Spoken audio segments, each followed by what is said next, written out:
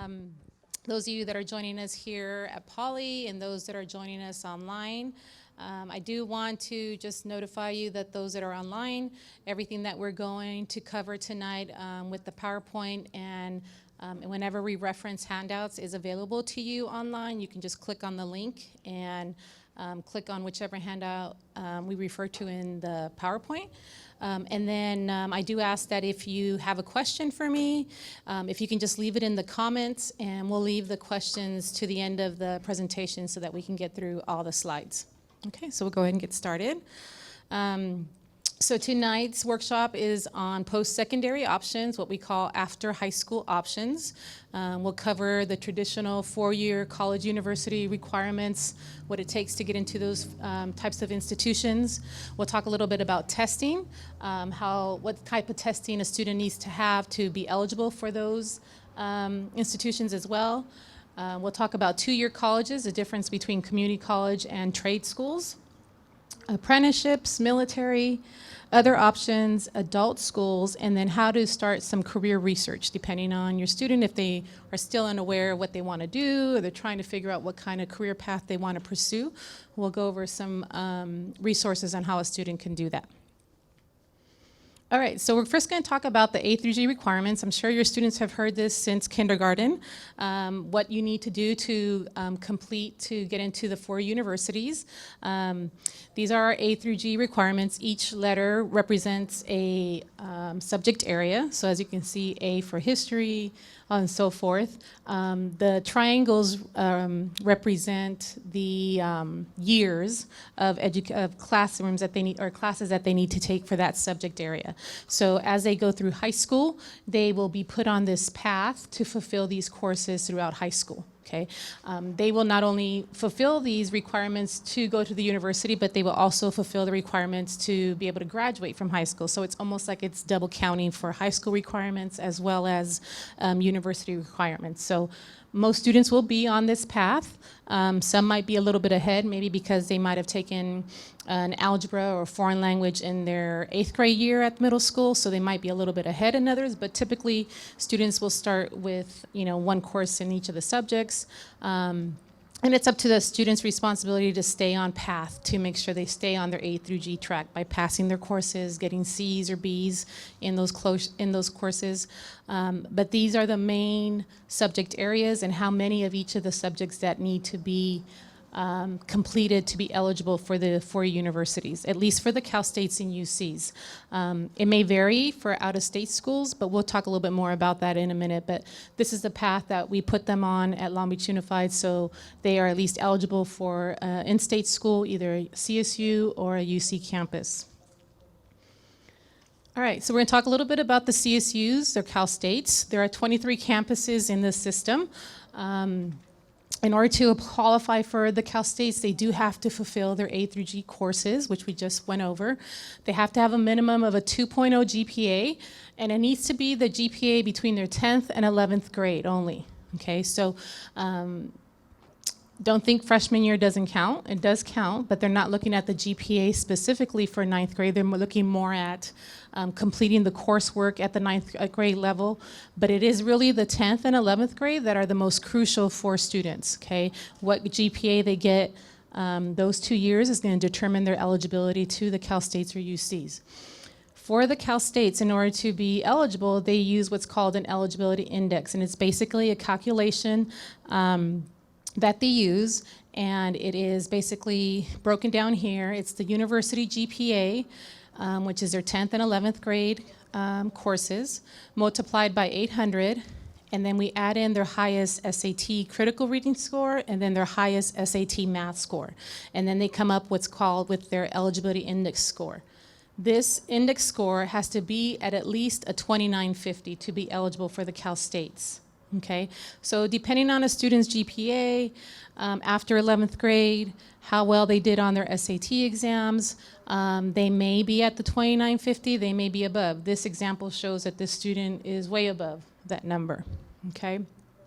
If you look at the handout, one of the first handouts in your packet, it is the map of the Cal State. And on the back actually gives the index scores for each of the Cal States. So Depending on what school your student is interested in, they'd want to see if they meet their eligibility index for that campus, okay? So that's a good way or good indicator for a student to see if they need to retake the SAT by the end of junior year or the beginning of senior year, depending on where their index is. So this helps them identify what school that they would be eligible for. Let's see. So with the SAT scores, the nice things about the Cal States is they do what's actually called a super score. So they will actually take your highest scores from different test dates. So if a student does well on the English in the November test, but does better on the math on the December test, they'll take the scores from the different test dates and give them the highest score possible. So that's really nice about the Cal States that they do that. All applications are done online with the website that I gave up here. In order to apply to the Cal States, you do have to pay for your applications unless you qualify for a fee waiver. A fee waiver is based on family income, and if you are qualified based on your family income, a student can apply to 4 campuses for free. Otherwise, they will be charged per campus. Right now, I believe the cost right now for the applications is $70. So depending when your student graduates, it may stay the same, it may go up. It actually just went up this year, and it had stayed pretty steady for quite a few years. So we'll see what happens when your student goes around. But there is a cost to each application that a student submits. Otherwise, unless they, like I said, qualify for a fee waiver. And they'll be notified of that fee waiver at the end of their application. When they go to submit, it'll let them know whether they qualified or not. The application deadline for the Cal States is October 1st through November 30th. Okay, November 30th is the deadline. You can do various types of things besides apply for the universities. You can do actual research on the schools if you want to see which school is your best fit. Okay, and in addition to that, there's a question on the application about this program called EOP. And so EOP is a program for students who are considered first generation or low income. First generation meaning neither parent has a bachelor's degree. So this program helps with students who are in that situation. Once they're at the university, helps them provide additional resources to make sure that they are successful at the university. So if your student is in one of those categories, whether it be first generation or low income, you want to make sure the student marks this box on their application to see if they can qualify for EOP. This is a program that a student can only apply as an incoming freshman. They wouldn't be able to apply once they're at the university. So it's really important that they, if they are going to apply for this, that they check the box on the application and complete the application by the deadline date. Okay.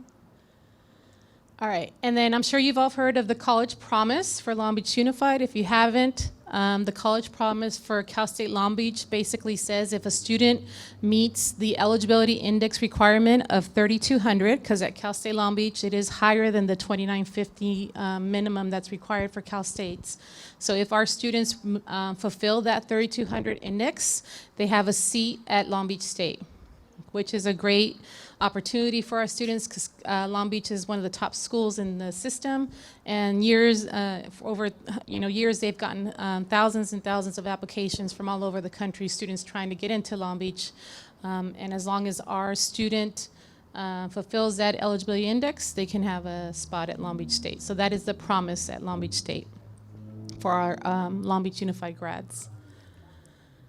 All right, UC campuses. So 9 campuses. So fewer campuses, more competitive to get into. Okay. So with that, their GPA is higher as far as the minimum. They have to have at least a 3.0 in their 10th and 11th grade courses. Same thing, complete A through G. Let's see. SAT or ACT with the writing. That's really important because Cal States do not require the writing of the SAT, but if your student is considering a UC campus, they have to do it with the writing, okay? They only do one highest test date. They do not super score. So it's important that the student try to take the exams more than once so that they can see if there is a difference in scoring. We recommend that they take it at least once in the spring of their junior year, to see which test they do well in. And then, of course, we offer it, at least the district offers it to juniors in March as a school day test, and then in October again as seniors, they can take it as well. So a lot of opportunities that the district offers our students to take those tests for free, but you can also sign up for them on a Saturday date. And we'll go over that when we get to the SAT slide about how you can sign up for the tests on Saturdays. Guaranteed admissions to UCs here. So guaranteed admission to a UC if you rank in the top 9% of graduating class. It's otherwise known as eligible in the local context. So if your student is, does well enough and they're up in the top 9% of their graduating class, they will receive this ELC number. They'll get a letter from the university, tell them that they have a guaranteed admissions to one UC. It may not be the UC of their choice. Okay, but they have a guaranteed admissions to at least one UC. So that's a nice opportunity for our top students to look out for, or for students to strive for that. In addition to GPA and SAT scores, they will look at extracurricular activity and community service. So that's very important. If your student is bound to a UC or they are interested in a UC, they have to start doing community service. Getting in that volunteer experience, something that's really consistent over time, or even leadership skills, or some kind of leadership skills in their school, maybe being a president of an organization, or running an event on campus, or even doing something at their church, something that they've been involved with over a long period of time, and not something simple as a one-day beach cleanup, or once a year go feed the homeless, right? They want to see more consistency and more dedication to their community. So this is going to be a big part of the application. Students can also include work experience if they do end up working during high school. So that's another great opportunity. Any internship opportunities that they've done in high school. So anything beyond the classroom, they want to see that they've extended themselves beyond the classroom and provided some type of involvement outside of the classroom. In addition, they have a set of questions that they would have to answer called personal insight questions. It's in your handout as well. I believe it's the third handout. These are the questions that they have to choose from. Typically, the questions do not change from year to year. So most likely, if your student's about to graduate, or is a junior or a sophomore, or in high school right now, these will be the questions that they will have to answer. They have to choose 4 out of the 8. These are very simple, straightforward questions, not essays, not full-on, English essays that a student is typically used to writing, but very straightforward kind of statements. Almost like if they're on an interview is what we've been told. Really straightforward, straight to the point, okay? And then that's it. That's their GPA, their SAT scores, their community service or extracurricular activity, and then how they answer these 4 questions. Okay, so all these components will determine whether a student is eligible for a UC or being admitted to a UC. Okay. Again, applications are done online. If you qualify for a fee waiver, again, you can get up to apply to 4 schools for free. There are also 4 fee waivers that a student can get through their College Board account if they ever got an SAT fee waiver to pay for the SAT, or to not have to pay for the SAT. They can get that through their College Board account as well. Now this application opens up sooner. It actually opens up during the summer. August 1st is when it opens up every year, so students can spend a little of their summertime filling this application out and not wait till the last minute. But they can't submit until November 1st. Okay, so they can work on it all of August, all of September, all of October, and then November 1st is when they can submit. They have until November 30th as well to get the application in. Again, they can go onto their website to do major searches within the school, and that's really important that a student does search by major for each campus, because not every campus has every major. So it's really important that a student does their research ahead of time and apply to a school that has their major. You don't want to apply to a school that doesn't have what you want to study, okay? Don't do that. So doing that research ahead of time helps. And then finally, they too have an option for a student to apply for EOP. Small, quick little text box where a student puts in a statement as to why they want to apply. So that's another great option for students. All right, our private colleges and universities. So they too have one common application, and that's what it's called, the Common App, where they go to this one website and select which private or university they would like to apply to. Almost like there'll be a list of over 500, 600 schools. You can go through and check each private university that you're interested in applying to. So you would do the one application, and it would go to all the schools that you selected, okay? And there's a handout in your packet as well on how the Common App application works. You can kind of go through that and see how you can access the application. Same thing as far as requirements. They're looking at your coursework. Now with the private schools, they tend to look at the 9th grade all the way through 11th. So they will consider the 9th grade year as part of a student's admissions. SAT scores as well. Now their application deadlines do vary, so it's important that the student research the school and find out when the deadline is for that particular private school.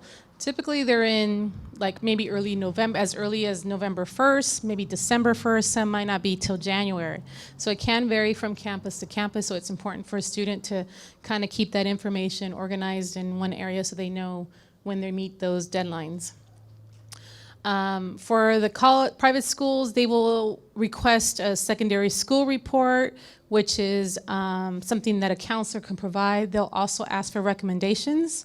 So as I mentioned now, that recommendations are just for the private schools, so the Cal States do not require recommendations, nor do the UCs. So it's really only the private schools that recommend that, and some out of state. It's not your typical recommendation that we think of like an employer recommendation. It's basically a contact name and an email of a teacher or a counselor or someone in the community that they can provide information to the application, and then a link is sent to that individual to fill out an online recommendation form. Okay, so it's not an official letter that someone mails out to. So it's something that's done online, and it's important that a student reach out to a teacher or someone in the community that can speak highly of them on these recommendations. There will be a personal statement or essay, most likely 1 or 2 questions. And then they also may ask for what's called a resume or a brag sheet, and that's also in your handout. We recommend that students get this ready before they go ask for a recommendation from a teacher, so that they can give to the teacher or the recommender some history or background on that student outside of the classroom, like what kind of community service have they done, what type of extracurricular. So if a student can put together a brag sheet or a resume together, that makes it that much easier for the recommender to fill out, the form, and then maybe add some additional information about the student beyond the classroom. Okay.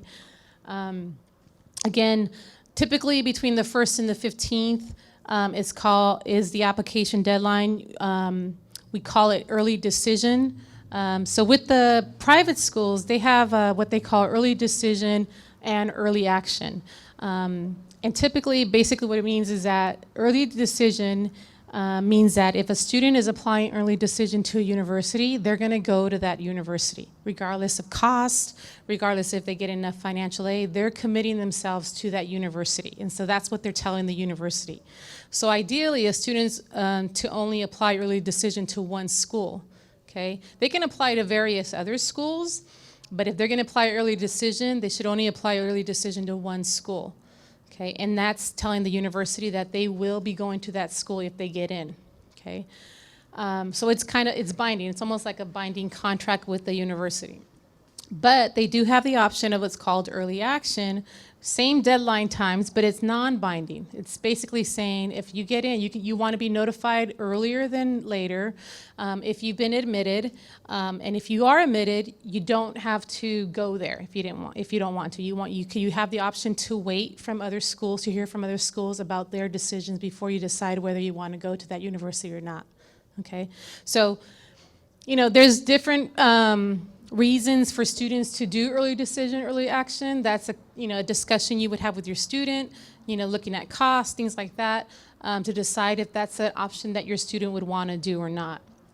And then by applying to some of these early dates, a student may qualify for some merit-based scholarships, okay, scholarships based on their grades. And so by just applying early to the university might identify them as a potential scholarship recipient and reach out to them and say, based on your application and your grades and what you submitted, we think you might be a good candidate for one of our merit-based scholarships, and then send them information about that. So that's another great reason for trying to apply early action or early decision. And then again, they have fee waivers as well if you qualify for it through income.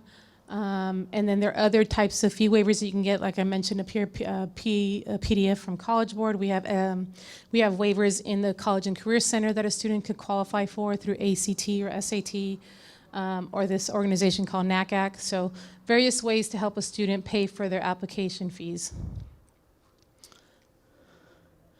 All right, just to continue, as far as the colleges, 76 independent colleges in California alone. Research institutes, so a lot of the nice thing about some of the private schools, that students are able to do research at the undergraduate level versus the graduate level. So that's nice for students who are interested in that path. The sticker price is usually higher, but they do have more money to offer students in financial aid because they are not restricted to the budget that the state offers. So sometimes parents may, shy away from a private school because it costs too much, but you never know what type of aid might be available to your student because of, other sources and monies that university may have that maybe a Cal State or UC doesn't. So I wouldn't shy away from a private school if your student has the grades to qualify. I think the income information and how you're going to pay for it can be a discussion that you can have in the spring once you find out what schools are going to be applying and how much aid you might be receiving. But during the fall time is really when you have to make that decision of which schools you're going to apply for, and you can only apply for most of these schools in the fall semester. Okay, and then just a comparison in graduation rates for students. Between the Cal States, UCs, and privates, okay? It is taking longer for students to get out of the Cal States and UCs just because of the impaction and so many students going to those schools. So that's another, option or reason why a student might want to go to it before you get out sooner. Obviously won't cost as much because you're not adding another 2 years to that. So, different reasons to choose that. Our next option is going out of state. So same thing, students can apply for out-of-state schools through the Common App. Same type of requirements. They're looking at the coursework, looking at GPA, SAT score, various deadlines for each of the states, so you want to make sure student knows what the deadlines are. Now with out-of-state schools, students will be paying out-of-state fees, right, because they're not residents of that state. It is usually two or three times more than the in-state fees, but believe it or not, some of those schools are cheaper than Cal States or UCs. Okay, so that's a great option for some of our students. In addition, there is a program called the WUI, or Western Undergraduate Exchange. This is a program kind of set up for our Western Hemisphere state students who go within the schools in the Western Hemisphere, and they go to school within those specific schools. They're given a reduced rate in tuition, so they don't have to pay the out-of-state fees. And it can vary from GPA requirement, SAT requirements. I have provided a handout also on that that describes each of the states that are involved in the WUI program, and what schools within the state subscribe to WUI. So this is another great opportunity for students to go out of state, and the cost wouldn't be as much. Some might be equivalent to a UC or Cal State, or like I mentioned before, even cheaper than a Cal State or UC. Okay. Same thing, online letters of recommendations and personal statements, early decision, early action for some of these schools. Okay, so just having to research to see if those schools offer that. So a lot of out-of-state schools are always looking for California students. So, you know, just to kind of enhance their the diversity of their campus. So we try to encourage as many of our students to look at that as an option, you know, consider it. You just never know what you might get out of it. A lot of these schools do offer FlyIn programs. Well, they'll fly a student into the university at no cost to the student. And be able to see what the campus is all about. Get a tour of the campus, stay in the dorms, maybe be mentored by another fellow student who might be from California. Okay, so they get to see firsthand what those programs, what that school is all about. And so you can find more information on those schools on this website here. And then they do have smaller classes, like I mentioned. It says up here. There's just a couple of websites so you guys can kind of jump on your own to see how these out-of-state schools have affected some of our students from California. Okay. So a great option for a lot of our students that maybe never even thought about it, but something to start looking into and start researching and see what's available for them. Then we have co-op colleges. Anybody ever heard of a co-op college or university? Okay, I didn't really know much about it myself until I started working in this field, but basically it combines the classroom with a work experience kind of education. So co-op schools provide academic credit for structured job experience. You can earn money while you learn, plus gain work experience and professional contacts. So these are some schools here that have co-op programs at the university. So it's nice. It's almost like a built-in internship while they're at the university. Sometimes most internships aren't done until the end of the year, or like their junior or senior year, that a student has to do a semester of an internship. This is very different in that it's part of the curriculum throughout the entire years that they're there at the university. And so these schools have established relationships with businesses in their community, you know, corporations, so that the student gets that experience while they're in school. And then also going international is another option. We have more and more international universities coming to recruit our students from California and just from the United States. A couple of places where students can take advantage in Canada, United Kingdom, okay? Variety of different opportunities there. Paid internships. Some schools you can actually graduate in 3 years versus 4 or 6 years, the way we do here in the States. So yeah, a variety of different choices for students if they want to go abroad. And then again, just some breakdown of some of the different countries and what they do as far as tuition, things like that. Okay. All right, testing. So SAT, ACT exams. So these are the university testing requirements to get into the 4 universities. The only biggest difference between the SAT and ACT, I would say, is the math. For the math on the ACT does go up to trig, and there is a science portion of the on the ACT. Okay, SAT only goes up to algebra, and there is no science. So for our students who excel in science and math, they may do better on the ACT because of their overall score may be better.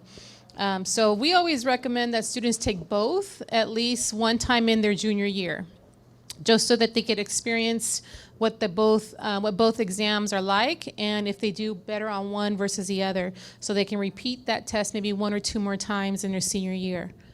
Okay, the websites are up there, both for ACT. SAT is College Board, and then ACT.org for the ACT. So here at Poly and throughout the district, There is a free PSAT every year for freshmen, sophomores, and juniors in the fall semester. So we just had a big round of that go through. Hopefully your students went through that if they're in Long Beach Unified. And so that's a great opportunity to take a practice SAT and see how you do, get some feedback once you get your results back, and given information through Khan Academy to how to improve your scores. So that's something nice for all of our students. We do that every year. And then in the spring, we offer a free SAT to our seniors. Well, let me take that back. The seniors take the SAT for free in the fall that they just took in October, and then the juniors take it for free in the spring. And so that test is coming up on March 25th for our juniors. Another opportunity to take the actual test for free so that parents don't have to pay for it. And then once you get the results from your March test, you can see if you want to take it one more time on a Saturday date. Okay. Typically, the SATs and ACTs are offered on Saturdays, usually at a local community college or a local high school. When you go online and register for a test, they do ask you to put in your zip code, and they'll let you know like what schools in your area are offering the test on that day, so you can choose your location. So those are the Saturday dates, and those are the dates where you can, do it and, try to improve your scores as much as you can. There are fee waivers available for the exams. Again, it's an income-based fee waiver. If a student is receiving free or reduced lunch, it's automatic. They can get 2 SAT fee waivers, 2 ACT fee waivers, and 2 SAT subject test waivers. And so the subject test is basically an exam that you take in a specific subject area. And these tests are recommended for the UCs and maybe even some private schools, just so that a student can show their ability in a specific subject area. Like if they're really strong in science or English or math, and it's somehow related to their major, it's recommended that a student take a subject test so they can just show the admissions, university admissions, their rigor and how well they do in that particular subject area. So waivers are available to our students if you qualify for either through free lunch or through income, and you would go see the College and Career Center about that, or even your testing coordinator at your campus can also help you with that as well.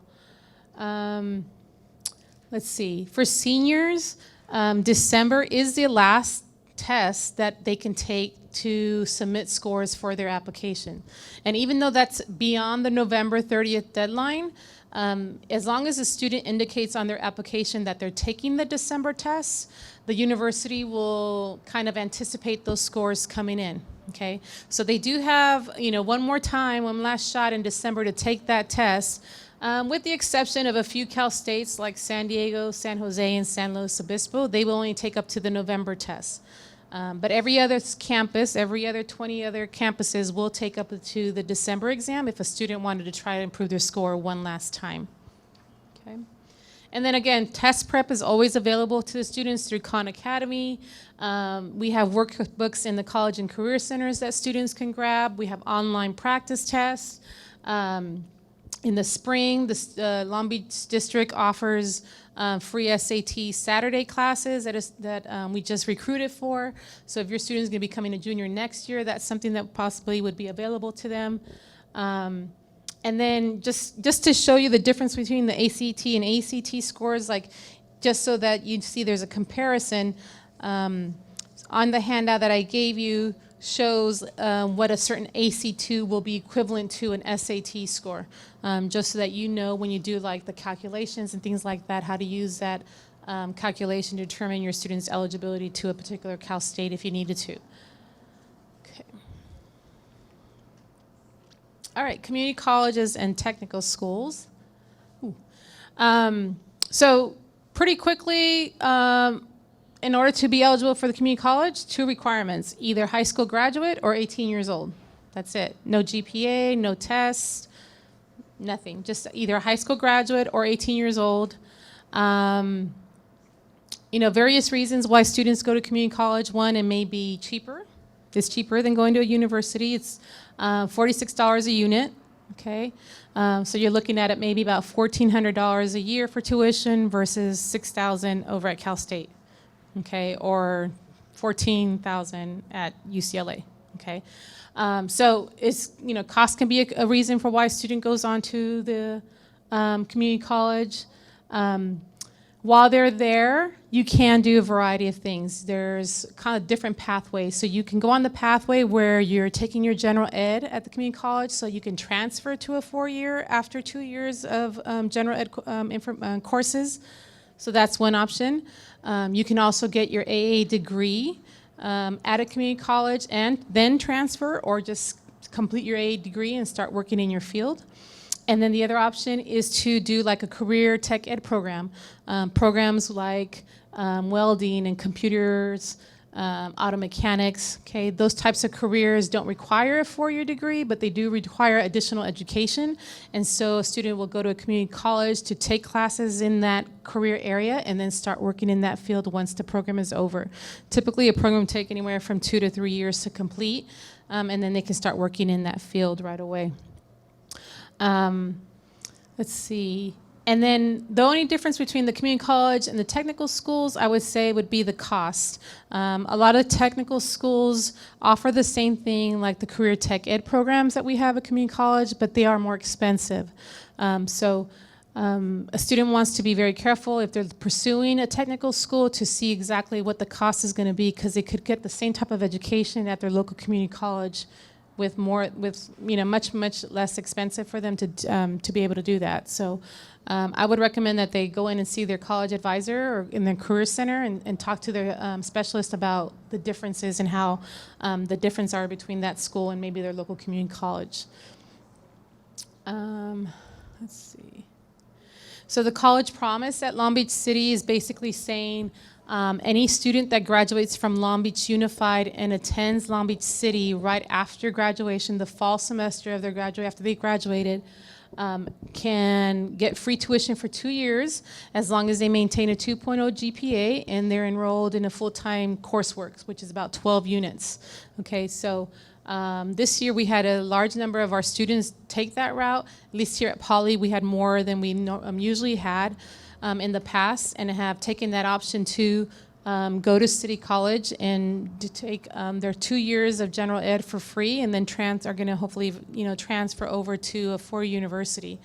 So this is a great option for a lot of our students here at in Long Beach Unified to be able to attend Long Beach City for free for 2 years. And then we've also included just some information about the differences in their programs at Long Beach City for our first-time freshmen, the first-year programs, so you can see that, the differences in what they have to do to qualify for those programs.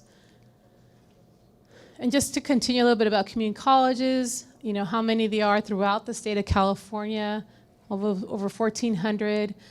They can attend any community college for free for 2 years. So they can go to Cerritos if they want to, if they had to, or if they move or it's closer to their home. Okay, it's not just with Long Beach City. Long Beach City colleges also offer honors programs, so that's nice for a lot of our high-end students who want to get into an honors program. This would be a great way for them to continue the rigor of honors, so they're really well prepared for the 4-year university. And they do have separate admissions requirements, but a student can just kind of look into that and see what the requirements. Usually it's a GPA or a certain SAT score they need to have coming out of high school to qualify for those programs. And then some community colleges do have dorms, not very many, but there are a few that do. I think the closest one to us is Orange County, Orange Coast. So they're going to be opening up their dorms for the first time this coming fall. So that's kind of nice for some of our students who need housing, and could possibly go there for the first 2 years. Okay, so this just some degrees, trade schools, certificate programs. A little bit I was mentioned as far as the career tech ed programs. These are just local community colleges that students can research the different CTE programs that they have.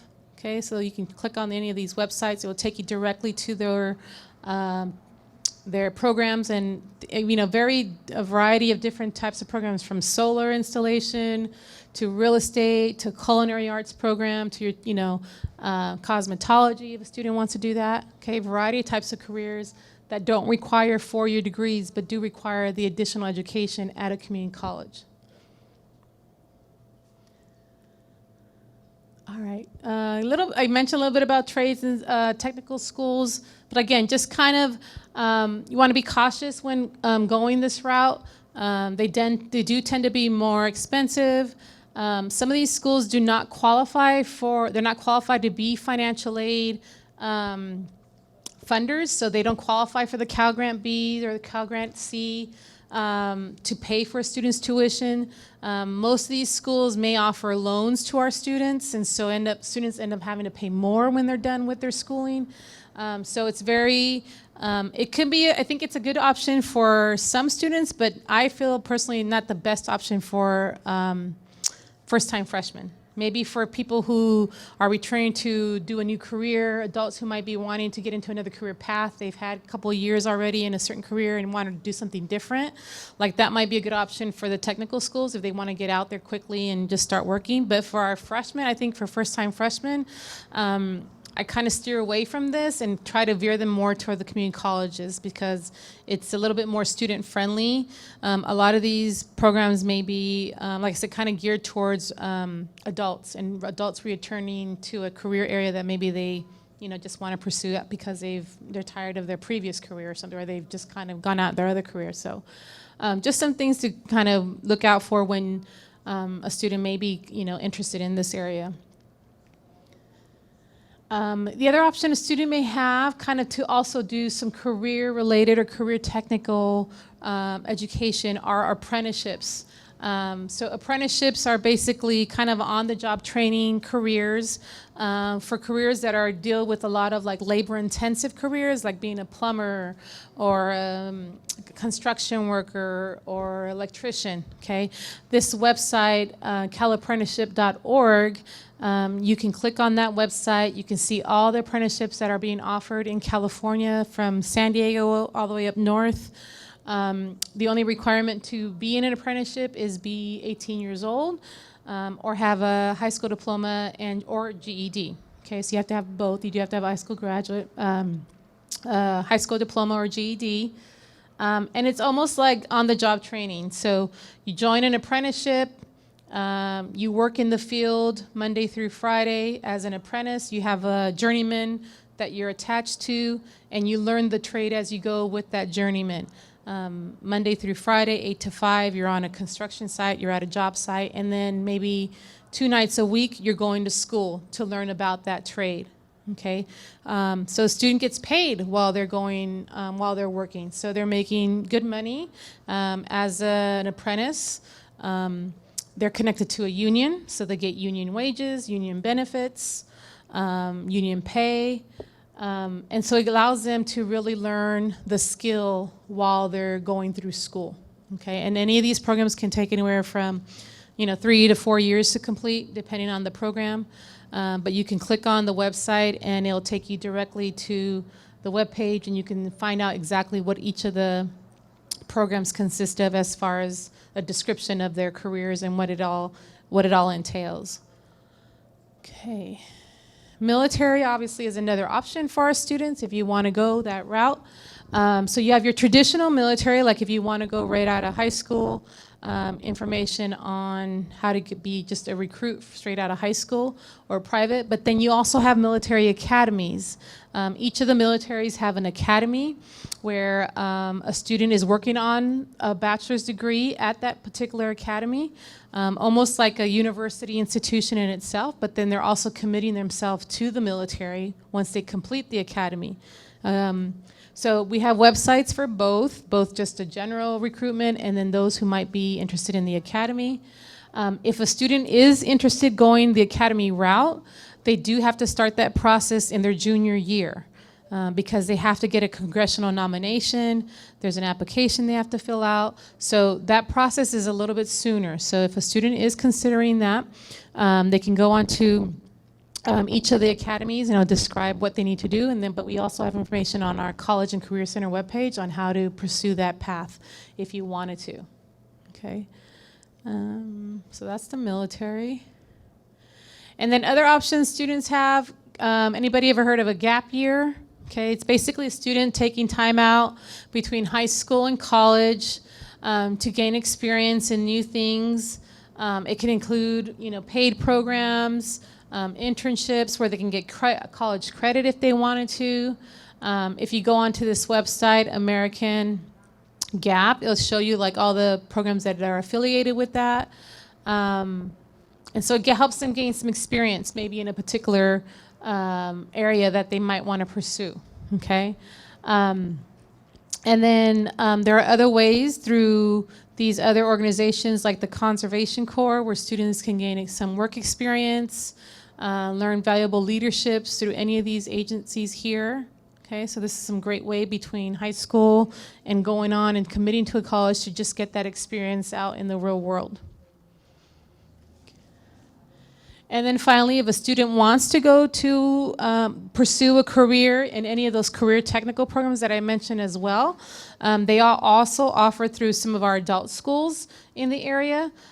So they don't have to necessarily go to a community college, but they can also pursue that at an adult school.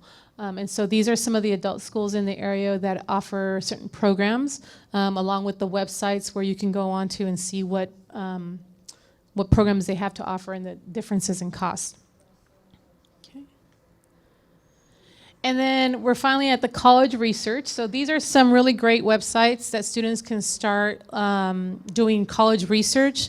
The first one, California Career Zone, has a really nice assessment tool on there for students to answer questions based on their interest and likes. And then based on those interests and likes, it identifies career paths or career areas that might be a good match for them. And so once a student is identified a career, then it describes like how much years of education is needed, what the career entails, how much demand there is for that particular career, and then actually it also lists current job opportunities in that career. So this is even a good resource for some of our college graduates can go onto this website and see what jobs are available in the major that they just graduated from.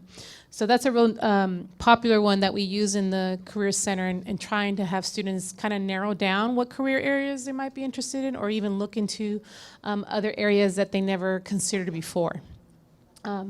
Road Trip Nation is another really good one where this, it's basically videos of group of students who go around the states and interview individuals within their career fields. So they get to see like what the career is all about and learn about a specific career through video and talk to people who are actually working within those career fields.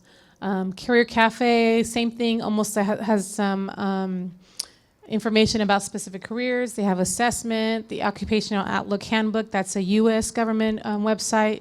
You can see about certain careers, what kind of job market is in need for those right now. And then obviously, we have a lot of stuff in the College and Career Center. We have actual books that a student can come in if they don't like to do the online stuff and they don't like to click from one link to another. They can come into the Career Center. We have books that they can go through and see what careers might match their interests and likes as well. Okay. And then finally, students should take advantage of internships if ever there's internships being offered. I know with the school district we offer summer internships almost every summer through Long Beach Call. So if your student, I know that sometimes it's a grade level requirement, so if your student is a junior or senior and they have the opportunity to apply for those types of opportunities, I would highly recommend it because it allows them to get that experience before they graduate from high school.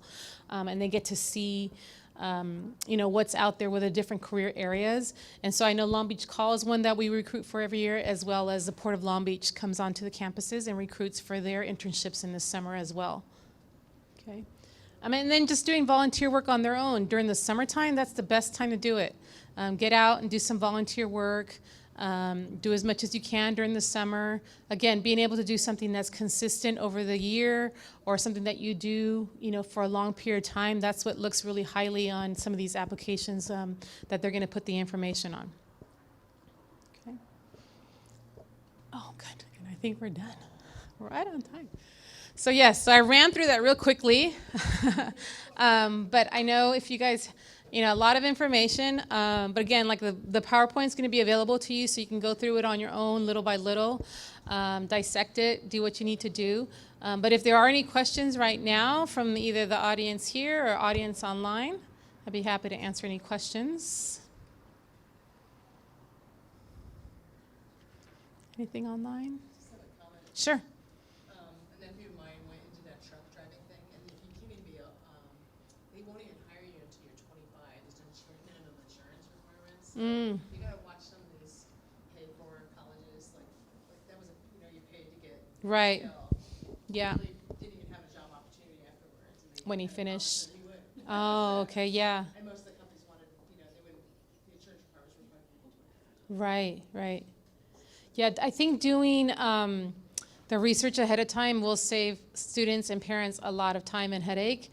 And even if a student's not sure, going into the College and Career Center and asking the supervisor to help them, do the research or something. That's what we're there for, to help kind of clear up any, questions that a student may have about something, an opportunity that they're given. Yeah. Yes. Are these slides available? Yes. So they're going to be. He asked. Go ahead. Hi. I was wondering if these questions are available. Yes, so the presentation will be available online on the district's website. I think they're going to, once all the parent university workshops are completed, they're going to be available right off the homepage. Yeah, and so that's something you would be able to access on your own. Mm-hmm. And the links are available now. So Okay, this good. slideshow is available right now. If you go underneath the video, it's in that bit.ly address. And so we yeah. can provide that email or that website to everybody that's here tonight, but it all is available in the bit.ly underneath the video. Okay. We did have a question from somebody at home who asked a minimum SAT score for the UC schools. Okay. I saw that in some of your literature that it does vary from school to school, but can you speak to that? Yes. At all?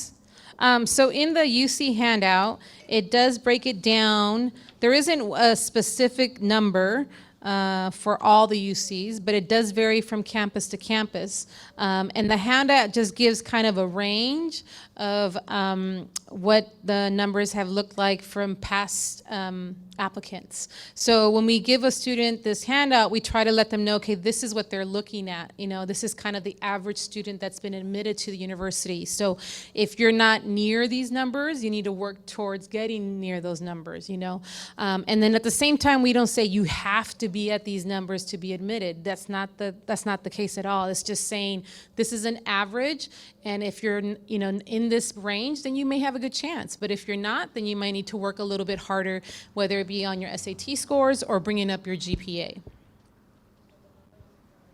We had another parent ask a question online. It asked about free prep classes for students who are on free and reduced lunch. Does the district offer free classes? So the only free classes that the district offers, it's for all students, regardless of free or reduced lunch, is the spring SAT prep that's coming up for juniors. And they just recently recruited for that, and I believe that the registration is closed for that already. So if your student is a junior now, unfortunately, I don't think you'd be able to get in. But if your student is going to be a junior next year, that would be something you want to look out for in the fall, because that announcement goes out in the fall. It goes through School Loop, School Messenger, voicemail. They definitely do a good job of getting the word out, and it's very competitive. So there's not a lot of spaces for that, and it's open to all students regardless of free or reduced lunch. So if your student didn't get into that, what I would say is use the online resources that we have that I gave you, where you can do some free tests online. I know in the spring here at Poly, we will be offering an SAT prep class on campus. So we'll send out information about that, hopefully to prepare students for the March 25th exam for our juniors. Or if your student is going to be taking the test anytime before then, they can participate in that as well. But other than that, that would be the only free one that the district offers that has already they've already done their recruitment for. Any other questions? Yes. You need the mic. There you go. So about the PSAT and the SAT, Mm-hmm. you said that it's done here at Poly. Is that available to all the Yes. other high schools? Throughout the school, Long Beach District. Unified, as far as I know, through Long Beach Unified, they offer the PSAT at all the high schools in the fall semester. So they just took it in October. Right. Every freshman, sophomore, and junior took the PSAT, and then the seniors had an opportunity to sign up for the SAT for the October test, and then the test that's coming up in March on the 25th, that's only going to be for juniors, and that's the actual SAT. But the PSAT, so it's pretty much done in October? Right. But they Okay. will offer it again next year. So every fall it's being offered to those different grade levels. Anybody else? Any other questions? No? Okay. Well, since there's no more questions, like I said, reach out to your college and career center specialists at your high schools. They're all full with great information. You can, give me a call or reach out to me on my webpage. Let me just show you real quick, see if I can get back to my page. Oh, maybe not. Oh, okay. Let's see.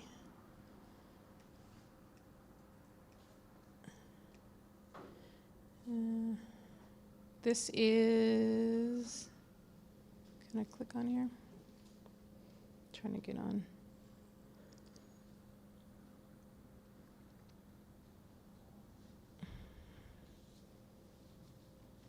There we go. So this is my College and Career Center webpage. It was that last link on the last slide. My contact information is here if you want to email or call me. Oh, I'm sorry. That's okay. How do I get this to? Not sure what happened. Okay. I'm not sure what happened. I'm sorry. I'll get some technical help. Have Yeah. fixed the tech. We did have a question that came through. Oh, okay. So where did it go? From Ms. Sybil, she asked, did you say that the SAT is offered once for free? So the district offers the SAT in March to juniors for free. And for seniors, they just offered it for free in October. Okay. Thanks. Okay, there it is. So here's my webpage. It's under our counseling tab under college and career. But here is my contact information. If you want to reach out to me, give me a call or send me an email, you just click on that envelope there. Feel free to send me information, or you can even just go through our website here. A lot of links in these folders that your student can do research on. Scholarships is a big one for our students. Students can apply now for scholarships. They don't have to wait for senior year to apply for them. Majority of them are for seniors because they're the ones graduating, but there are some for some undergraduates, some underclassmen. So you can pull up our scholarship bulletin, a PDF that you can download. If your student is a poly student and they're still trying to figure out careers, we're going to be doing the ASVAB exam on Friday, kind of like a career assessment that typically it's used for, the military uses this exam for their recruits, but in no way is these scores going to be shared with the military or committing a student to the military. It's more of just kind of a way to get a student to assess their skills and see what career paths might be of good choices for them. Yeah. This is for 10th, 11th, and 12th. Okay. Yeah. Most of the high schools do offer this, so if your student doesn't go to Poly, check with your college and career center and see if they're going to be doing an ASVAB on their an ASVAB test on their site. But we will be doing ours next Friday. This one coming up or the one The 22nd. Yeah. And then you just come into the center to get a permission slip so that they can be excused for their first 2 periods to attend the test and get parental permission. They can just come in and pick up the permission slip in the Career Center. And then here are some, if you're interested in your student taking some college classes, I'm sure you guys seen this email or this come to you guys about our Early College Pathway Partnership. Oh, jeez, sorry. Courses student can take now, get college credit. Okay, that's a good way to get some experience. Yes. This one is specifically for juniors and seniors, but a student can take concurrent enrollment courses as young as 10th grade. They just need to come to the College and Career Center and get a dual enrollment form so they can fill it out and select what classes they want to enroll in. We had another question from at home. Ms. King asked, what should I be doing for my grandchildren aged 11 and 10? What can they do now? Ooh, so 11 and 10, that's 5th and 6th grade approximately. I would say have them, attend any kind of like field trips that are offered through the community or through the school when they visit college campuses. Go and maybe talk to their counselor at their elementary or middle school and ask them about some assessment tools that they have at the school, whether it be an online assessment or even books that the counselor may have, to identify just some career interests. Get them to do volunteer work. They're never too young to start volunteering, just so it sees not only what it's like to give back to the community, but also expose them to different career areas. And then I would say, as they get closer to the higher grades of middle school, is really just instill in them the importance of getting good grades. Unfortunately, C's don't get you into college anymore. Maybe way back when it might have, but nowadays a few C's are okay, but the majority of your coursework should be A's and B's.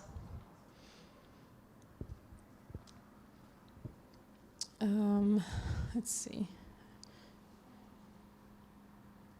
Here are some of the upcoming test dates, and then here are some links on test prep, online test prep that a student can do. So yeah. And then every high school has a College and Career Center web page, so they each have their own resources and as available too. So it's just a matter of going to your high school's web page and looking under the College and Career Center tab. Okay. Any others? That's all from here. Okay. Thank you guys so much. I appreciate you guys coming out. Thanks for coming. That was a lot of information. Yes, Thanks for coming out to Poly tonight. Thanks for watching, and thanks everybody for here. Thanks.